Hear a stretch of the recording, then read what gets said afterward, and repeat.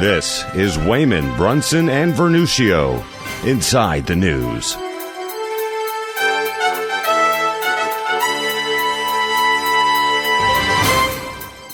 Well, welcome back to another edition of Inside the News, and we have so much to talk about. We want to welcome all of our radio affiliates and you watching on YouTube. And so, Frank, let's get right to it. Over the weekend, Eric Bolling was suspended from Fox News. We've had Charles Payne, he's gone. We've had Bill O'Reilly, he's gone. They've tried to attack Sean Hannity. My take is that all of this is just collateral damage. They want to silence Fox News or to turn the viewers away from it, saying we've just had enough, Frank. Well, I think it even goes beyond that, Guy. The reality of it is that since the left has lost the argument in the public sphere on the specifics of specific issues, what they want to do now is to defame the individuals who are the messengers of the other side. We've seen this time and time and time again, and indeed it's even the essence of the charges against Donald Trump. We spoke last week about if you took all the allegations against Donald Trump and had them absolutely verified as true, that in fact members of his campaign met with the Russians and took information, damning information about Hillary Clinton, there's no violation of the law there. So this attempted defamation of the messengers of those who disagree with the political left, or indeed of the Washington insiders as a whole, that's the new strategy. Forget the particulars, forget the law, forget the success or failure of policies. If you are not a Washington insider, if you are not part of the hard left, this is what they will try to do to defame you. Of course, a more intelligent media would take a look at the specifics of charges and say, well, wait a minute, there's no there, as Marshall McLuhan would say. But we don't have a intelligent media. We have a biased left-wing media that simply does the bidding of the left wing of the Democrat Party. Okay, Ben. Look, I think this is another data point in what I find to be very disappointing issue that Republicans and conservatives in general face, and that is that there is a willingness on the part of Republicans and conservatives to be introspective, to fess up to their shortcomings, to investigate themselves, and yet there is not a corresponding willingness on the part of Democrats. So you have a scenario, we talked about this last week, where in the prior administration, 8 years of Barack Obama, plenty of scandals, some of which we think are quite legitimate and quite substantial, not a single special counsel named. I'm not aware of any case where anyone in the administration recused themselves from any investigation or oversight of any investigation. We know Loretta Lynch, for instance, did not recuse herself when it came to the investigation into Hillary Clinton and was quite active in trying to shape that investigation and obviously to downplay it based on what we know to be fact, based on Comey's testimony. And yet, when it comes to Republicans, they seem to cave into pressure on an ongoing basis. You see it at Fox News. I don't know the facts around Eric Bolling. I will add that when it comes to a case like Eric Bolling, it is a public corporation, so they do have standards that they have to react to. So if there's something real there, they have to react to it. But that issue aside, there is an ongoing attack led by the left-stream media. It is against personalities and individuals, against key players. We saw it in spades 2, 3, 4 years ago as the players were lining up to announce their intention to run for president of the United States. And systematically, the press went after people who they might be popular candidates who could actually carry the presidency. People like Marco Rubio, systematically attacked by the left-stream media.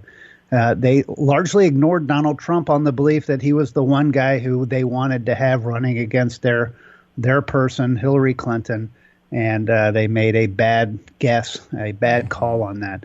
But you'll see it again as we get once Mike, if the day comes when Mike Pence starts to run for president, either after this term, if Donald Trump doesn't run for re-election, or after the second term of Donald Trump's presidency, you will see the press go after him in spades. It'll be a smear campaign from start to finish. And unfortunately, the Republicans need to stop acquiescing to this type of pressure.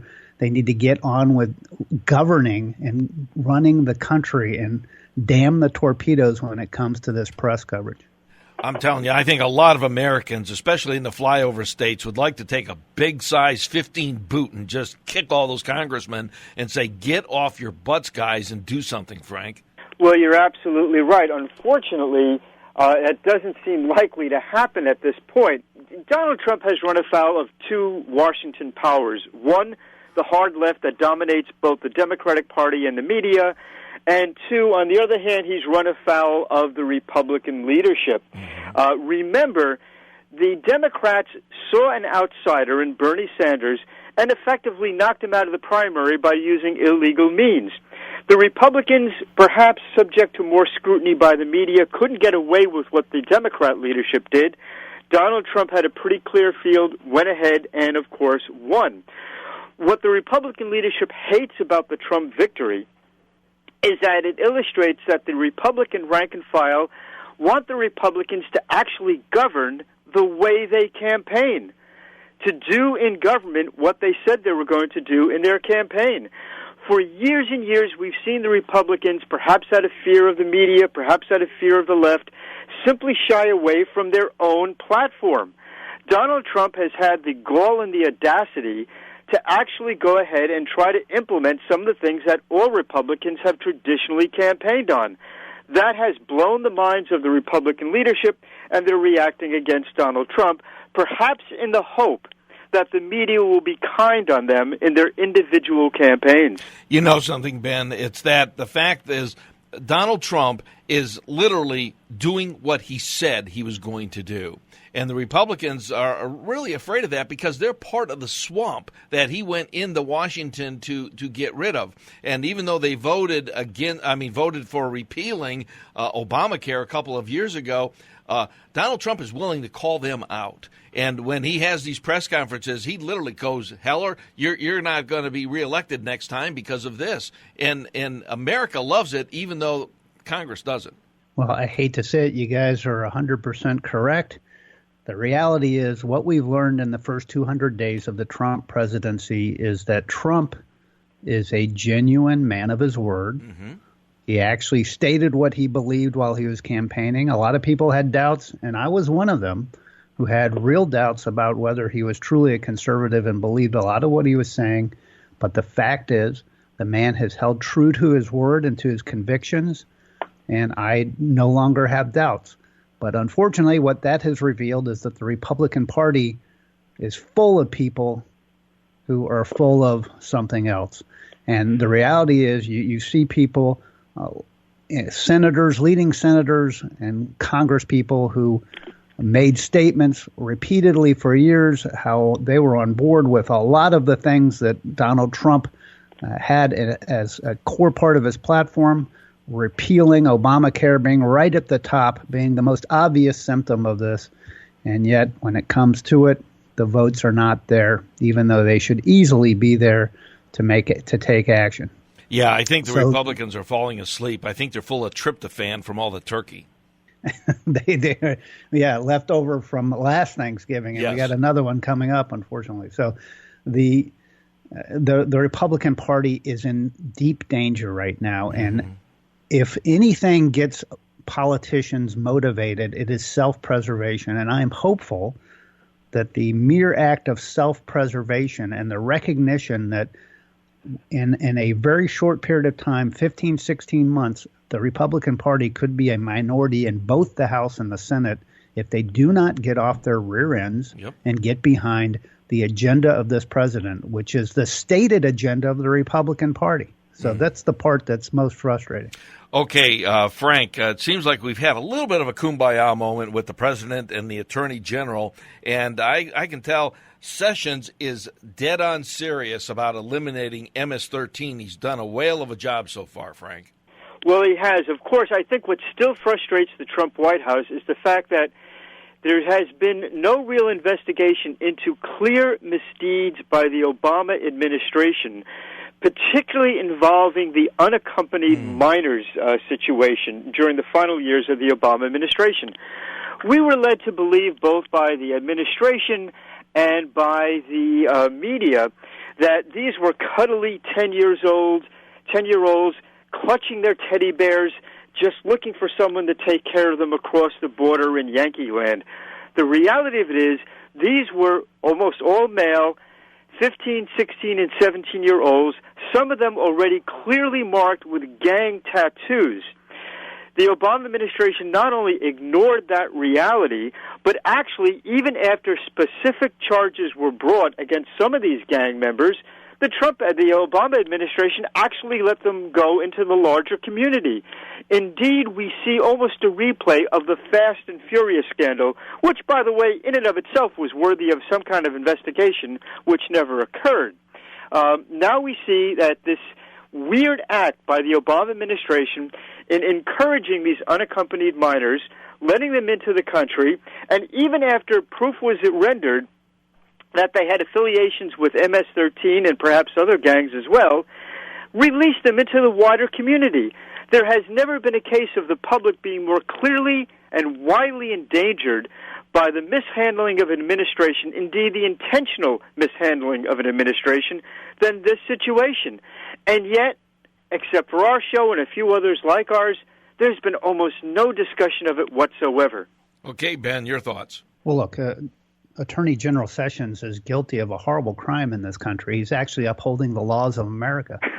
And we don't like that as a nation. We state it all the time. We have our own separate foreign policy and legal policies being followed all across the country. And Jeff Sessions is actually upholding his constitutional duty to enforce the laws that are in place that have been enacted by Congress. And it's interesting when we talk about deferred action. A lot of what has gone on with the deferred action for childhood arrivals, which is what Frank was talking about, was put in place by mandate, by interpretation, mandates that either came out of the White House or came out of the Secretary of Homeland Security during the Obama administration. So guess what? They can be undone by current mandates. Mandates which harken back to the actual laws that govern our country. And so it's refreshing to see someone who's enforcing the law as Attorney General and not picking and choosing what it is that should be and shouldn't be enforced. If we want things changed, we need to pass laws through Congress. That is the constitutional process that is in place in this country. Now, we can talk about sanctuary cities. Here is a part, though, where I'm going to push back against Attorney General Sessions. He probably does not have the right. In fact, I think he does not have the right to withhold funds that have not been authorized to be withheld by congressional action. So there is a very relevant Supreme Court ruling from 1987. It's called South Dakota versus Dole. And in that case, the Supreme Court, in a 7-2 decision, upheld the right of Congress to place stipulations on funding. And that was over minimum drinking ages in this country, where Congress, under the law, withheld funds from states that did not raise their minimum drinking age to 21. In that case, enforcing that was pursuant to the law. We want to withhold funds from sanctuary cities, which I think is an admirable thing to do personally.